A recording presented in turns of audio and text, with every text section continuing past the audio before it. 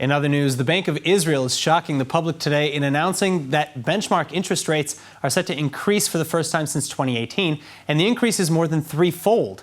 With me to explain what this means is Chief Economics Commentator at the Calcalist News, Adrian Filut. Adrian, it's great to have you with us. Now, what's behind the change, first of all, and is this the only way to lower inflation? Hi, thank you for hosting me. This is, it's the most common or classic way to combat inflation. It's just, you must make the money more expensive. This is the way to combat inflation that reached 3.5% per annum. This is pretty above what we call price stability target. If we compare the inflation rate, the Israeli inflation rate, this rate is not as high as in other OECD countries, particularly not the United States. The inflation there reached 8.5%. But anyway, I assume that the Bank of Israel is trying to prevent what we call inflationary inertia or inflationary spiral. And this is the only way to combat it, or the main way, the main tool that the Bank of Israel has is as you mentioned, the benchmark interest rate. All right, well, so as you mentioned, the rate is going from 0.1% to 0.35%. What does that mean at the end of the day for Israeli citizens in real numbers, particularly in day-to-day life? As you may know, this small change, it's not really transcendental. But at the end of the year, we supposed to witness a benchmark interest rate of 1.5%.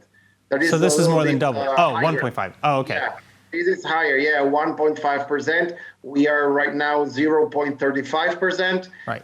We expect, according to the Bank of Israel declaration, another 5 hiking in interest rates. So the main thing that we will feel is we have less money in our pocket. Namely, loans will be more expensive, particularly mortgage will be more expensive. Yeah, I was going to ask, how does this affect the housing market and other such commodities?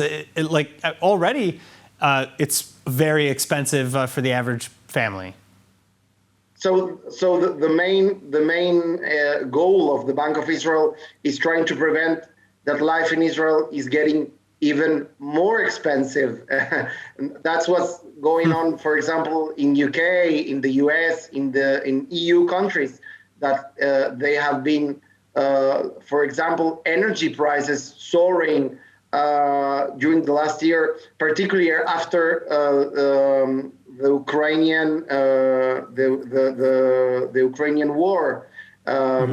So they must, at this point, they are trying to stop this inflation. But definitely, we will feel during the next months, we will witness more inflation until we start to feel that inflation is getting back to the price stability target. So I'm not having very good news for now, right. But I hope that in the following month we will feel a sort of we will see the inflation rate getting back to normal levels. All right, so we actually understand, though, that the benchmark inflation is not the only rate that's going to see a hike this year. What else can we expect? We will see another, according to the Bank of Israel declaration, we will see another 5. They will rise in the following 5 meetings. The interest rates as well.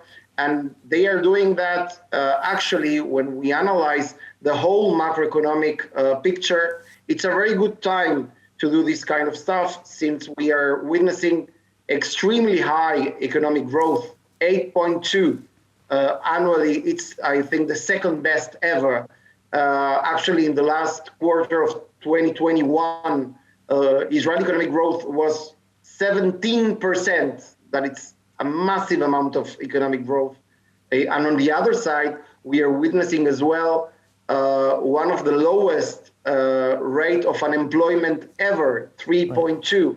This is even lower than pre-pandemic levels. Adrian, thank you so much for joining us again today and for your insights. My pleasure. Thank you very much. ILTV Plus, your news from Israel and more 24/7. Start your free trial today. Subscribe at iltv.tv and watch from any device.